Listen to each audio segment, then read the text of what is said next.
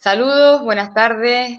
Muchas gracias por estar aquí acompañándonos esta tarde en este nuevo diálogo que hemos tenido a lo largo de toda esta semana. Empezamos el miércoles, mañana tendremos también otro diálogo. Queremos agradecer este espacio que ha organizado Marsa Producciones. También colabora Canarias Cultura en Red y el Ayuntamiento de La Orotava, Concejalía de Bienestar Social e Igualdad, a quienes agradecemos la organización de este tipo de eventos y su apoyo. Marsa Producciones es una asesoría y una gestora cultural, productora alternativa, que desde la transversalidad busca visibilizar y proyectar acciones que hablen fuera de los convencionalismos, que muestren realidades diversas desde diferentes temas, como el feminismo, la disidencia de género, la conciencia ecológica, etc. El diálogo de hoy se titula Tabús lesbianos y bollodramas. Y nos van a acompañar esta tarde Aida González, escritora, y también Alicia Ramos, escritora y cantautora. Les quiero dar las gracias a las dos por estar aquí esta tarde acompañándonos. Y quería comenzar preguntándoles cómo influye el peso de los condicionalismos normativos a la hora de escribir y a la hora de vivir. No sé, si quieres empiezas tú, Aida, me da igual. Vale, como quieras. Muchas gracias primero a Marcia Producciones, gracias a ti, Blanca, por esta presentación y por las preguntas que lograste, que además me gustaron bastante, me gustó mucho tu enfoque. El peso de los condicionamientos heteronormativos a la hora de vivir y de escribir. Vale, realmente esta pregunta es muy complicada porque es muy amplia, ¿no? Porque al final yo creo que esto pasa por un análisis de muchísimas cuestiones, y cuando me lo empecé a plantear, quizás me planteé por separado el hecho del condicionamiento en la vida y del condicionamiento en la escritura, ¿no? Fue como, por contarte un poco el proceso que he pasado pensando en esto. Pero realmente creo que es un error plantearse el proceso creativo con distancia de lo que es la vida, ¿no? Y es una cuestión que, curiosamente, siempre he tenido muy clara en todos los ámbitos, pero no precisamente en este caso, ¿no? En el caso de analizarme quizá a mí misma desde mis identidades múltiples, y en este caso pues desde mi orientación, ¿no?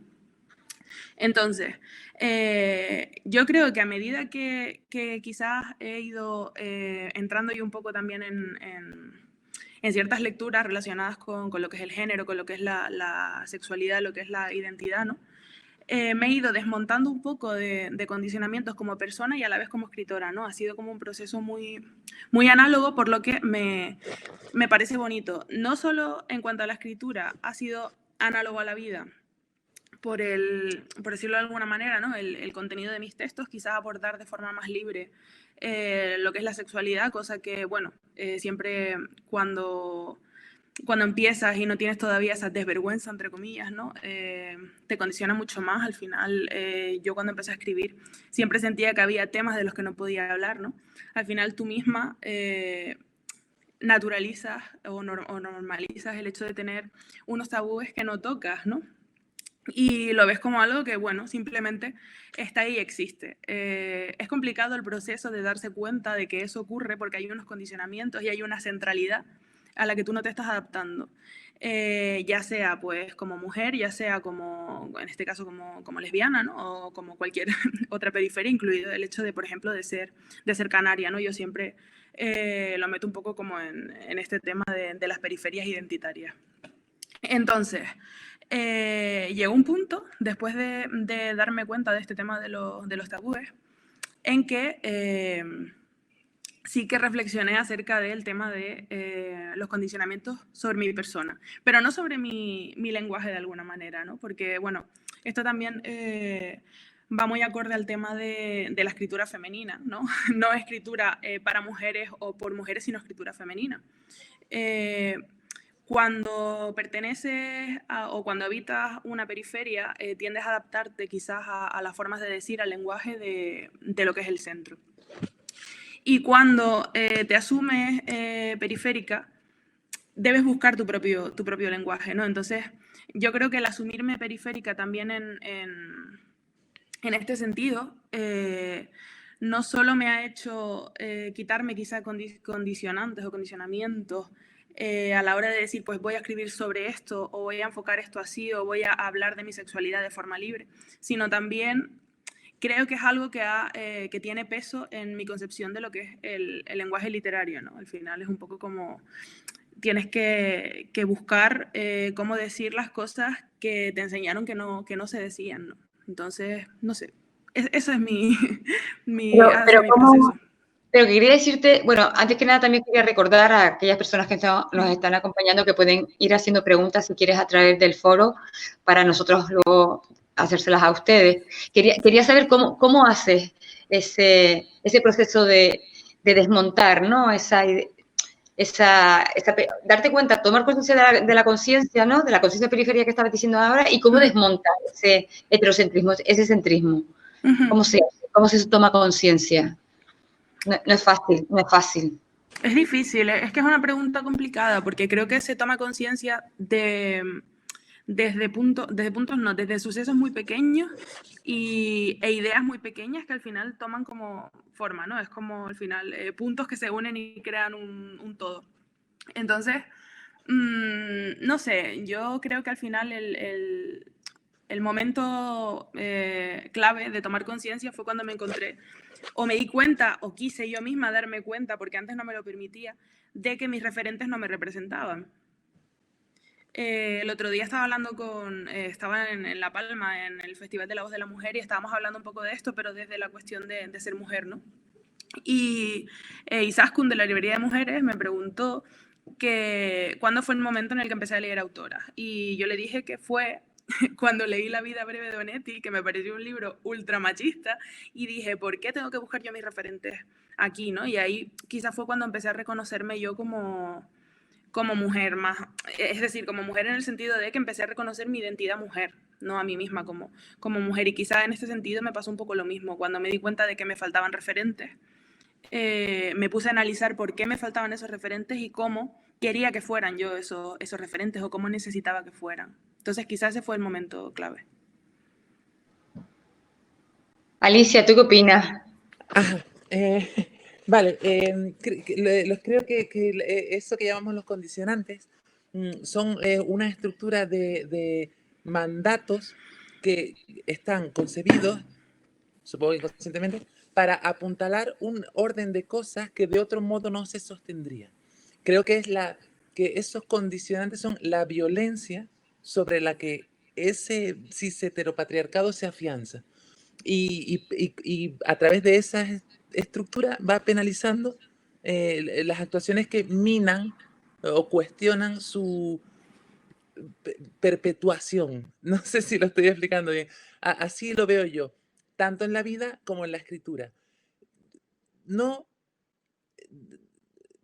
es que igual debería haber dicho esto primero. Gracias por preguntarme, porque yo no he pensado nunca en esto. Lo hago ahora por primera vez. Una siempre cuando la llaman para hablar en cosas dice, pero yo no he leído, hay un montón de libros maravillosos que no me he leído, porque no tengo tiempo para todo. Entonces, yo soy cantautora, ¿sabes? Tengo que ir a los sitios y eso lleva un montón de tiempo. Y hay un montón de libros que son referentes que yo no he leído resúmenes, he escuchado comentarios, he escuchado artículos inspirados en esos libros, pero y entonces pienso, igual yo no debería asistir a una cosa de esta, a sentar cátedras sobre temas que no he estudiado en profundidad. Sin embargo, creo que, o igual me animo a pensar, para no sentirme tan mal, que puedo aportar una visión fresca desde fuera, eh, desde mi propio bagaje personal, que es distinto. Y por eso digo esto de los condicionantes, en la escritura y en la lectura. Quiero volver a decir lo de que son necesarios estas violencias, estas estructuras, esta heteronormatividad, esta normatividad para sustentar un modelo que de otro modo no se sustentaría porque, contrariamente a lo que se repite de forma constante, no es lo natural. Es una estructura impuesta por la inercia de los siglos, por las necesidades del estado, del grado de desarrollo de la fuerza productiva por un montón de factores históricos, y sociales, morales y políticos que nos han traído hasta aquí. Y se sustenta así, castigando un poquito más gravemente, crudelísimamente, cualquier desviación de la norma que se detecte desde que se detecta, hasta el punto de que cada quien lleva en su conciencia una policía que le va cortando. Me preguntaba por qué la pregunta contempla una diferencia entre el efecto de estos condicionantes en la vida y en la escritura. Y claro, la vida es la vida y está ahí y está expuesta al mundo. Y la escritura, bueno, tú escribes y eres más libre porque existe una inmensa probabilidad de que no lo vaya a leer nadie nunca. Y, y a eso te agarras. Bueno, este es mi mundo y lo creo yo a mi manera. Pero Pero con más libertad, Alicia, pero con más libertad. en mi caso no. A la Porque hora de igual escribir, cuando a la hora preguntaste de a Aida escribir, que cómo se desmonta el efecto de estos condicionantes sobre cada quien, yo creo que se hace desacralizándolo, cuestionando su legitimidad íntimamente, cuestionando la legitimidad de eso, mirándolo y decir, ah, pero si es de cartón, ah, pero si es una estructura impuesta que no tiene base real, desacralizándola. Y en ese momento, tanto para escribir como para vivir, como para hacer lentejas con acelga, que me quedan muy buenas, eh, esos condicionantes se desvanecen, se deshacen, caen solos. Y empiezas a actuar, a vivir y a escribir con mayor libertad. Aún así, cuando escribes, yo, igual que cuando hago canciones y pienso, uy, córtate un pelo porque esto lo va a escuchar la gente y te van a tirar piedras, cuando escribo cosas que no voy a cantar, digo, bueno, esto no la va a leer nadie. Al final terminan leyéndolo, pero en el momento que lo lees, que lo escribes, yo creo que soy muy hedonista en ese sentido porque yo hago las cosas fundamentalmente para pasármelo bien. Esto no sé si está correcto decirlo o no, pero yo hago canciones que me divierta tocando, porque si me las van a pedir muchas veces y me quiero divertir haciendo eso. Y cuando escribo, igual, yo eh, escribo casi, a mí, yo me siento como cuando leía literatura juvenil, estas cosas de aventuras de, pero ¿qué pasa aquí? Pues va aquí, corre, cae, se viene a una cueva y luego sale corriendo. Eso, pero ¿qué está pasando? Ah, pues no lo había pensado. Después lo lees y dices, ah, ya, está pasando esto, pero en el momento lo que quiero es divertirme, soy así de simple, perdón. Perdón. no, yo no creo que sea, no, para nada, no creo que sea simpleza, porque estamos hablando fuera del ámbito academicista y queremos hablar desde las experiencias personales, porque creo que Ah, a veces el discurso académico tiende a retroalimentarse y se cierra en círculos. El otro día lo comentaba con Aida, ¿no? Se cierra demasiado y lo que estamos aquí es hablando desde la experiencia del yo, que al fin y al cabo es la experiencia real, la experiencia que cuenta yo como persona, ¿qué tengo que aportar en esto? Es decir, estabas diciendo, sí, yo de alguna forma desacralicé o quise desacralizar esos imperativos de género que forman parte de una construcción social artificial que impone determinados roles y determinados estereotipos que pueden chocar en determinados momentos con la identidad, con la orientación, con individual, ¿no? Entonces, en algún momento, igual que comentaba Aida, en algún momento tú también decides o tomas conciencia, ¿no? De esos imperativos, de esa fuerza cultural. Y por eso quería hablar de tu experiencia. No es nada simple lo que estás contando. ya, Todo lo pero a mí contrario. no es que no me queda más remedio. O sea, yo es que no tenía más remedio, que yo no tenía alternativa. No sé cómo decir esto. Dilo Había que, como quieras, siéntete libre, siéntete pues era libre. vivir o morir, era vivir o no vivir. Y entre vivir y no vivir, pues una elige vivir, ¿no? No sé. Exacto. No, sí. Vale. Les Vale. iba a preguntar, es que estaba pensando en una frase de Monique Witting que dijo, las lesbianas no somos mujeres. Aida, ¿qué opinas?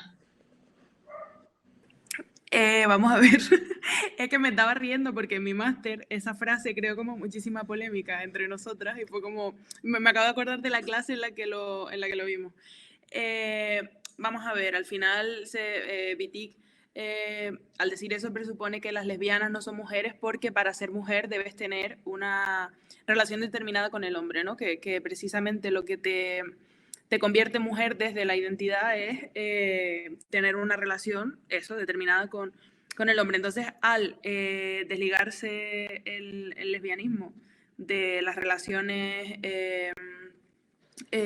afectivo-sexuales heterosexuales, pues las lesbianas no son mujeres. Pero vamos a ver, yo creo que si eso depende del condicionamiento que tengas de lo que es ser mujer, obviamente, y de lo integrada que tengas la idea de interseccionalidad también, ¿no? Porque al final el hecho de vivir una experiencia o de tener X experiencia vital como mujer lesbiana no quita que tengas experiencia como mujer y que eso pese, ¿no? Y que sea una identidad igualmente válida que la de mujer heterosexual.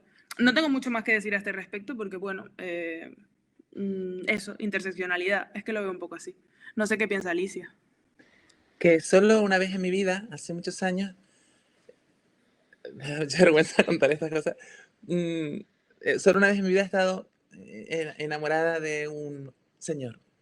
Y nunca me he sentido tan miserable, tan tan mal. Y creo que a lo mejor Viti está, no lo sé, no la he leído, pero que está jugando con muy hábilmente y casi diría poéticamente con con arquetipos, cuando dice mujer se refiere a una categoría y una categoría que implica sujeción a la voluntad de otra persona, de una forma más o menos figurada, a veces absolutamente patente. Y eso es lo que yo sentí en ese momento rarísimo de mi vida, y es lo que me evoca esta frase.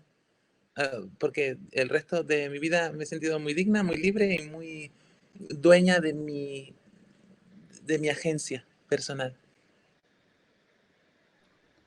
Estaba pensando en relación con lo que estaban diciendo, que muchas veces la historia está llena de mujeres que experimentaron, en este caso por su orientación sexual, sentimientos de culpa, vergüenza, suicidio, esa vulnerabilidad social que a veces se siente cuando uno expresa esta condición o en este caso esta orientación sexual disidente. No sé si han experimentado de alguna forma personalmente esta experiencia y la han querido volcar, ya sea Alicia a través de su lectura, de su escritura o de su música, o tú, Aida, a través de tu poesía. ¿Hablo yo o quieres hablar tú? Como Sí, quieras. sí, porque yo creo que no tengo nada muy interesante que decir sobre esto. Vale, Adelante, para mí pero la algo diré. vergüenza, para mí la vergüenza es una cuestión central en todo este debate. De hecho, con el tema de, es decir, siempre que tengas una identidad, una orientación disidente, al final la vergüenza, ¿no? Es como la máquina que tiene el cis heteropatriarcado para hacer que tú entres en el redil, ¿no? Al final la vergüenza es lo que genera la culpa posteriormente, funcionan un poco de manera conjunta y precisamente la vergüenza es lo que impide, ¿no? que exteriorices tu identidad como tú quieres o que al final nos enfrentemos a todos estos tabúes que te decía antes, Blanca, y que nos enfrentemos al hecho de tener que desmontar, ¿no? Desmontar la cultura que heredamos, ¿no? Y que al final tenemos que asumir como nuestra de alguna manera o tenemos que asumir ciertos referentes como nuestros por vergüenza, a decir, pues yo no soy así, ni lo quiero ser, ni quiero vivir así y mi experiencia es otra y yo también quiero contarla y también es válido que yo la cuente, ¿no? Te digo que es que la vergüenza me parece central y para mí todo el proceso de construirme quizá o de construirme a mí misma como yo soy ahora, ¿no? Ha pasado por un proceso de desvergonzarme y de decir, pues mira, esta vergüenza es heredada, esta vergüenza no es mía, este sentimiento no es orgánico, entre comillas, ¿no? Por decirlo por decirlo un poco así. Entonces, yo creo que lo que decía antes, precisamente con la identidad lesbiana ocurre que, esto lo he hablado con muchísimas amigas lesbianas y he visto mucho debate en redes, en Twitter, por ejemplo, sobre esto. A las lesbianas nos chirría muchísimo la palabra lesbiana. Preferimos usar bollera, en todo caso, ¿no? Porque es una palabra tan machacada y que al final, sobre la que recae tanto estereotipo, ¿no? Al final, creo que asumimos que la palabra lesbiana, cuando no nos la apropiamos, viene a reflejar lo que es la mirada heterosexual sobre las lesbianas, que es o convertirnos en un objeto de deseo, en sexualizarnos, o convertirnos en lo que es la no mujer, ¿no? Esa mujer machona que no puede ser deseada, un poco como la directora del cole de Matilda, ¿vale? Que no me acuerdo cómo se llama. Pues al final creo que precisamente la vergüenza que recae sobre nuestra identidad, pues quizá el síntoma que más la delata es ese rechazo a la palabra lesbiana, que es una palabra que es muy complicada de apropiarse, muy complicado, cosa que ocurre en cierta medida con todas las identidades disidentes, pero en este caso me llama muchísimo la atención porque es algo que se habla, de lo que se habla muchísimo, ¿no? Y bueno. Pero de alguna forma, Ida, luego vuelcas esto en tu poesía, sientes la necesidad de hablarlo en tu poesía para de alguna forma o no ofrecer referente o no, o simplemente porque quieres hablar de este tema porque te apetece, porque forma parte de tu visión o tu forma de ver la vida o no. Vale, para mí, precisamente el buen referente, que no es el único buen referente, ¿no? Pero una forma de ser buen referente es hablar desde, como te decía, desde las desvergüenzas. O sea, yo este tema nunca lo trato de forma obvia, pero sí que me esfuerzo por escribir sin vergüenza con respecto a esto, ¿no? Entonces, yo creo que la cosa está un poco ahí, al final en mostrar la identidad sin tener que traducirla y sin tener que darte latigazos todo el rato, ¿no? Porque al final creo que eso también forma parte un poco de esa espiral, el tema de tener que hablar, cuando hablas desde el lesbianismo, tener que hablar todo el rato desde la vergüenza, el rechazo, ¿no? Que obviamente, como te decía antes, este proceso va con la vida y sé que ha habido épocas de mi vida en las que he escrito desde ahí, ¿no? Pero quizá ahora estoy en un momento de reivindicar de otra manera, ¿no? O de asumirme a mí misma de otra manera.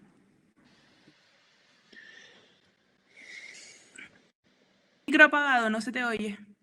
No, es que no he dicho nada. No he dicho nada. No, era Blanca, que estaba hablando y no se oía. Hoy. No te oímos, Blanca. Ahora sí. Vale, hoy. Es que voy a hacer una pregunta que acaban de poner en el foro, si puedo. Para Ida, Fernando dice, para Ida te pregunta, ¿qué es más importante en tu obra, los condicionamientos heteronormativos o las vivencias personales y el entorno habitacional y social en un constante movimiento entre el pueblo y la capital? ¿O la vergüenza juega algún papel en la tinta que adornas en las hojas que has escrito? Te preguntan. Vale, a ver, es una pregunta complicada. Creo que Pero muy no sé bonita. no sé qué tiene más presencia o qué tiene más importancia, pero creo que son dos cosas que se relacionan, ¿no? Porque al final es un poco la idea de centralidad de la que hablaba antes y de la que es una idea que me gustaría retomar después también. Porque creo que al final lo que intento, sobre todo con este libro que saco ahora, ¿no? Es un poco reflexionar acerca de la vivencia de estar fuera, ¿no? De alguna manera, y de sentir que debes estar en algo y que tu vivencia, por estar colocada en la periferia de algo, no es igual de válida o debe generarte una frustración. En ese sentido, creo que quizá el tema de eso que dice Fernán, del entorno habitacional y social y el pueblo, la capital y demás, yo creo que es un reflejo de esa centralidad, ¿no? Al final el pueblo, que es, en este caso, soy yo o viene a ser como mi entorno, ¿no? Frente a lo que es la capital, que vendría a ser el centro. En este caso se puede leer de muchas formas y yo creo que una posible lectura es pues lo heteronormativo frente a lo periférico en este sentido, ¿no? Lo veo un poco así. ¿Qué opinas, Alicia, de esto que estamos hablando? Wow, que, que nunca me había planteado cosas así, madre mía. Pero, pero sí que recuerdo, lo único que puedo aportar es que soy vieja y voy a aprovecharlo. Hace 25 años yo conocía a mujeres artistas que eran bolleras de la cabeza a los pies y, no sé, a cualquiera que tenga ojos en la cara le parecía evidente y todo bien y vamos a otra cosa. ¿Tocas bien o no tocas? ¿Sabes defender el show o no? O sea, a mí me da igual con quién hayas venido y con quién te vayas a ir. Pero, pero me sorprendía ya entonces, hace 25 años, que participaran en reportajes, en periódicos importantes, que en aquella época los periódicos importantes eran más importantes que ahora, en términos de audiencia, porque era el mundo, no había internet, las cosas eran de otra manera. Y, y por ejemplo, Pepita Pérez ha decidido no tener pareja. ¿Cómo que no tienes pareja, tía? Lo que no tienes es un novio, pero pareja sí tiene. Y, y se prestaban a eso y ocultaban de forma proactiva y deliberada su orientación. Y, y era, para la mayor parte de la gente era comprensible. Creo recordar que para mí no, pero no sé, no me acuerdo. Y, y aquello era normal y el mundo ha cambiado. Lo digo porque me ha sorprendido mucho el tratamiento que le hemos dado al concepto este de vergüenza y culpa, porque pensaba que eso ya no estaba vigente, pero veo que sí. Y madre mía, vivo en una burbuja. No lo sé, puede ser. Estaba Mm, pensando, Alicia, con esto que me estás diciendo, el año pasado ganaste el premio de novela Benito Pérez Armas y quiero que desde esa novela, quiero que me digas esa experiencia, si tuvo algo que ver este tema o no, desde cómo la construiste o si fue una historia en la que no tiene nada que ver, la novela no todavía no se ha tiene nada que publicado. ver, Vale. es una Eso, novela de pues háblanos aventuras, es una novela de aventuras en la que pasan cosas. Bueno, sí, la prota eh, tiene una relación con una muchacha, pero es todo muy, el sexo es muy elíptico, vale, sí, se entiende que, pero no es, la relación carnal entre ellas no ocupa en total 2 párrafos, no es importante, no es central, porque soy muy infantil. Soy muy infantil y estoy de verdad, a la hora de escribir, me doy cuenta ahora que estamos hablando de estas cosas, no me había dado cuenta. Pasan cosas, aventuras, persecuciones, buscan objetos, los encuentran, se dan cuenta de que no era lo que estaban buscando. Ocurren cosas, bueno, en medio, claro, la gente tiene sus vidas, tiene que alimentarse, tiene que cuidar a sus bebés, tiene que cambiar pañales, tiene que hacer una vida de personas, pero no lo sé, igual tendría que leerlo y he escrito cosas de las que no me he dado cuenta de por qué las he escrito, pero no, las cosas que yo escribo en general y estas también, no, no están muy atravesadas. Bueno, la identidad sí. Cuando tuve que revisarla, cuando después de mucho tiempo gané el premio, tuve que revisarla para enviarla, el texto definitivo, con todo corregido, sí me di cuenta de que todo es una gran eh, un discurso sobre la identidad en sus múltiples dimensiones, eh, en las que tiene un particular desarrollo porque es más divertida y más de acción, la que se refiere a la identidad mm, cultural, incluso diría en ciertos aspectos étnica. Claro, hay un personaje que se llama Edna, por ejemplo, que yo no pensé en nada de esto, me salió así, me vino así, que es una muchacha que es de la etnia Bubi, de Bioko, negra, pero es albina. y hay algunos comentarios de algunas personas que, y al final todo gira en torno a cómo se construye la identidad, pero prometo, no se lo digan a nadie, que no era mi intención, o no consciente, no sé, no sé, yo me estoy dando cuenta de que soy bastante simplona. No, no creo que sea esa la palabra. Creo que simplemente a lo mejor a veces uno no se para a reflexionar sobre estas cuestiones, pero sí las hace o sí las piensa inconscientemente, pero no toma conciencia de que está pensando sobre ello, ¿no? Y ahora las está verbalizando, pero creo que sí, que de alguna forma sí habías tomado conciencia, sobre todo en la propia experiencia de vivir, ya fuera de la Ya, experiencia como escritora, supongo, creo. a ver, yo no, yo escribo todo el rato, me pagan por hacerlo, escribo también artículos en sitios y me lo paso muy bien, pero pero yo soy cantautora, la verdadera razón por la que escribo, y esto voy a quedar fatal, es porque es gratis. Hubo momentos en mi vida en los que no podía acceder a ningún tipo de ocio porque mi economía no me permitía sacar la nariz por la puerta para afuera.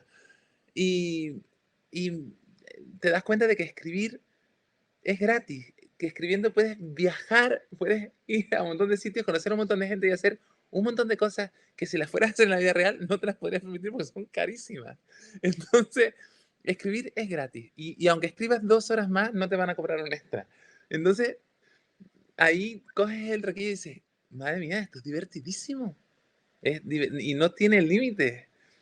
Y, y no lo hice movida por la conciencia de que la escritura es un vehículo de socialización de tus ideas, cosa que sí tengo más en cuenta a la hora de construir canciones y poner en pie un repertorio y un espectáculo y defenderlo. Porque, porque ya el mero hecho de ser una señora mayor, flaca contra el mundo, con una guitarra como única arma, y ganar y vencer y sacar adelante eso, mm, ya es una bola potente de políticamente co coherente y bruta. No sé por qué me he metido en este jardín. Vamos a hablar de los libritos. Pero es un buen jardín, ¿no? De todas formas quería decirlo por esto que estabas diciendo, ¿no? Porque sí, la escritura sí no deja de ser una acción política, igual que la lectura, y quería preguntarles referentes literarios o artísticos que hayan tenido, que de alguna forma le hayan influido. Podemos hablar de referentes bollos o no, ¿vale? Pero que aquellas lecturas que de alguna forma creen que les marcaron o que hubiesen echado de menos haberlas leído antes, conocerlas antes. ¿Qué opinas, Aida? Pues ahora estaba pensando ya un poco para hablar un poco del tema del diálogo, ¿no? En referentes bollo. Y no recuerdo el primer libro que leí que fuera abiertamente bollo. La verdad es que no me acuerdo. Creo que Teresa e Isabel de Violet Leduc me marcó mucho, ¿no? Porque al final fue como eso que decía antes de la desvergüenza, ¿no? Abordar la sexualidad sin ningún tipo de miramiento, de mira, esto es así y punto. Claro, obviamente hay muchos referentes que están ahí y que quizás por no abordar esas cuestiones de forma directa, no sabemos que son bollos hasta que pasa el tiempo, ¿no? Y hasta que lo vemos en algún sitio, que eso que pienso que también es quizás un error no de representación en cuanto a la propia literatura, sino en cuanto al periodismo cultural, ¿no? Y a no cruzar este tipo de cuestiones. Obviamente sí que eché de menos en mi adolescencia, cuando empecé a reconocerme como desde mi orientación, ¿no? Sí que eché de menos referencias, pero en ese caso no fueron desde el punto de vista literario. Creo que hay otros ámbitos que están mucho más huérfanos y que cuando se coloca algún referente se aborda desde el bollodrama, ¿no? Para enlazar un poco también, ¿no? Desde el que todo sea un drama, que uno acabe muriendo o que precisamente haya un conflicto desde la identidad, ¿no? Y esto, lo que decía Alicia, que te estoy señalando como si te tuviera delante. Así lo siento. Eso que hablabas sobre no tocar directamente quizá la cuestión en tu novela, ¿no? De la sexualidad o del el deseo carnal entre ellas, ¿no? O sea, pasan cosas, pero no son centrales. Exacto, pues a mí eso me parece muy positivo porque al final es abordarlo desde la naturalidad y de la misma forma en la que se abordaría una relación entre dos personas que fuera representada desde una sexualidad que fuera normativa, ¿no? Quizá no desde la misma, pero no dándole el peso que se le da quizás a una representación bollo, en este caso mal hecha, ¿no? Hay una serie, que perdón por irme un poco del tema literario, hay una serie que se llama Derry Girls, que está en Netflix, que me gusta mucho cómo aborda esto, porque tiene un humor como muy inocente la serie, ¿no? Y es muy, muy inocente en general, es de un grupo de chicas de 15 años. Y hay una de las chicas que es lesbiana. Y esa cuestión es súper importante en la serie porque es un poco el proceso de ella de salir del armario, todo el mundo lo acepta con mucha naturalidad, pero no se le coloca en una situación romántica y no hace falta para que se reivindique su identidad. No hace falta que haya un bollodrama o que se llame un poco hacia las miradas, ¿no? Y esa naturalidad me gusta, obviamente hay que compensarla quizá un poco con abordar otras cuestiones, pero el hecho de que se puedan tratar estos temas sin tener que darles mil vueltas me parece muy positivo.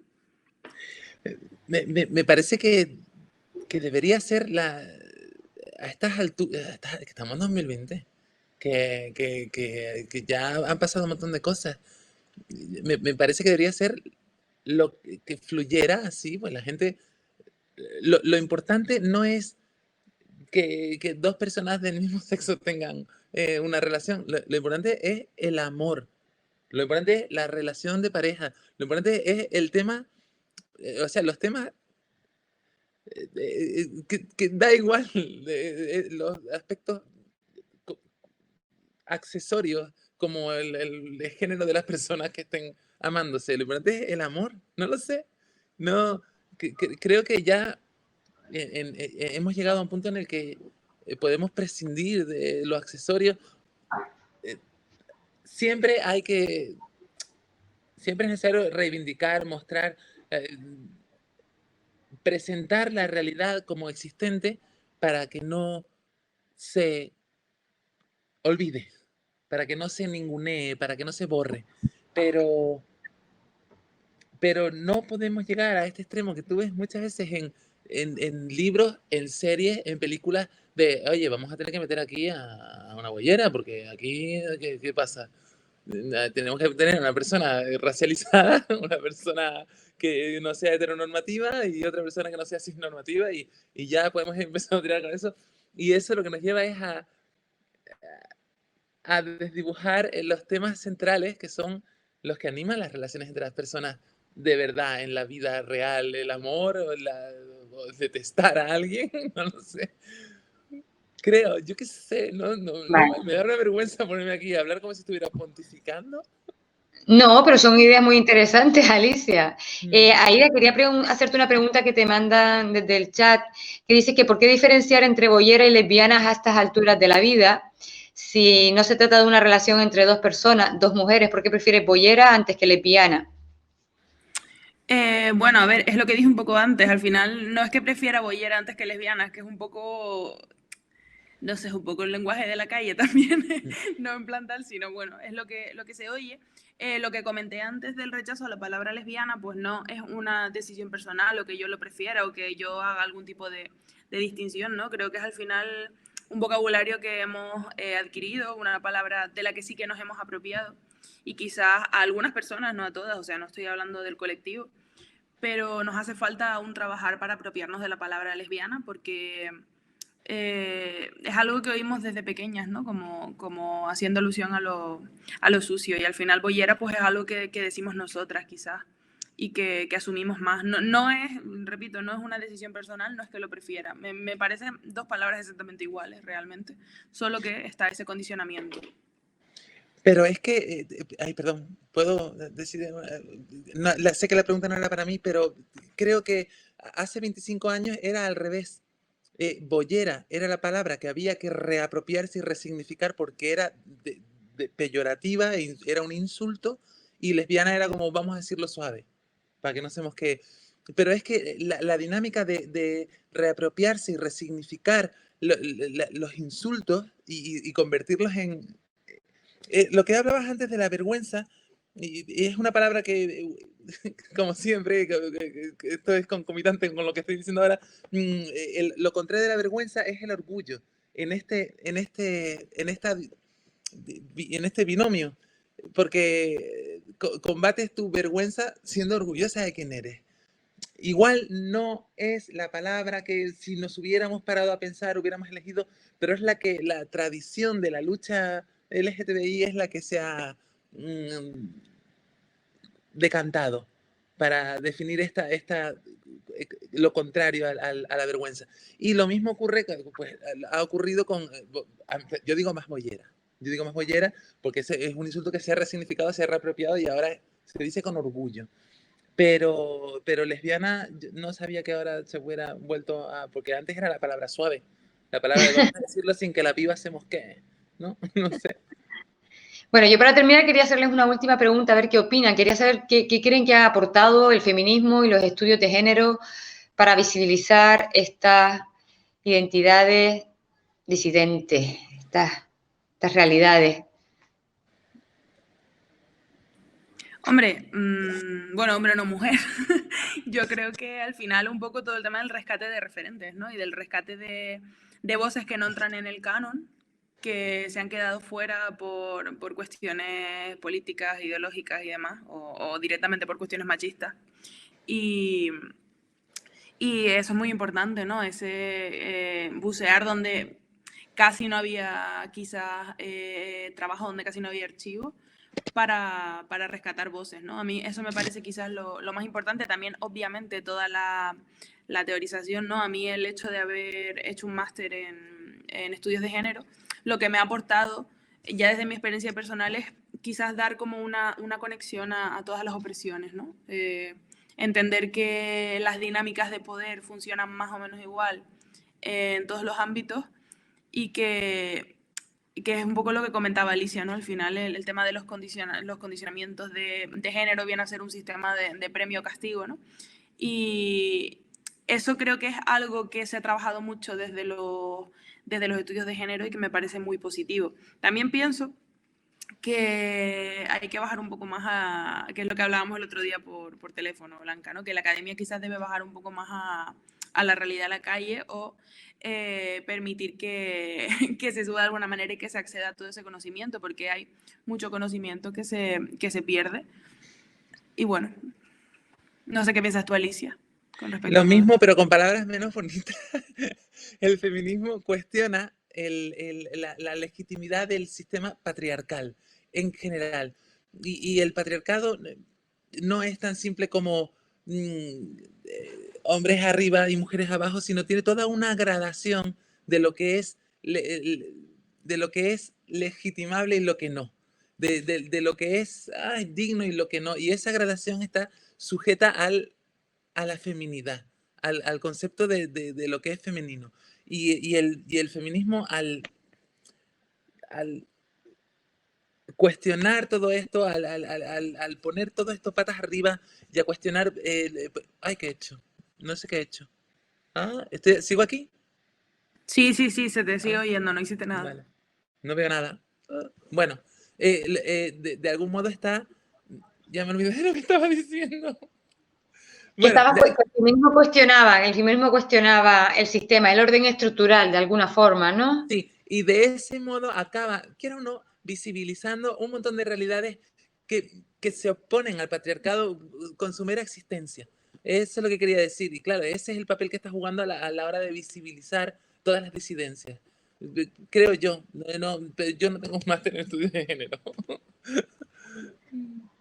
No, pero creo que precisamente relacionándolo con lo que decía Aida, que lo académico baje a la calle es lo que estamos haciendo aquí ahora, hablar desde la experiencia personal, y eso es lo que enriquece, ¿no? Lo que hace y le da cercanía a un discurso muchas veces desconocido, en este caso, el discurso desde la condición o la orientación sexual o boyera, me da igual cómo se quiera llamar, ¿de acuerdo? Entonces, no sé, yo quería agradecerles el diálogo, la participación, Gracias a las dos por estar aquí compartiendo experiencias y también reflexiones en voz alta que a veces a lo mejor no se habían hecho ustedes en voz baja. Me alegro si ha sido así, por lo menos si ha ayudado, si ha ayudado. También quería obviamente agradecer a Marsa Producciones este tipo de eventos, a Canarias Culturas en Red y también al Ayuntamiento de La Rotava, la Consejería de Bienestar Social e Igualdad, por la organización de este tipo de eventos, por el apoyo, porque hablar desde esta cercanía y desde la experiencia personal, no hace falta ser académica, simplemente desde la experiencia personal yo creo que ayuda a visibilizar y acercar y a ofrecer referentes, que es lo que creo que en este momento han hecho ustedes con su diálogo y eso enriquece y visibiliza. Muchas gracias. Gracias a ustedes. Gracias a ustedes, claro. Pues buenas tardes a todos y les esperamos mañana viernes, estoy fatal, mañana viernes, y les esperamos otra vez con otro diálogo a las 7 de la tarde. Muchas gracias por estar ahí. Gracias, y gracias por venir. Gracias. Chao. Hasta luego, chao. Chao a ustedes, muchas gracias.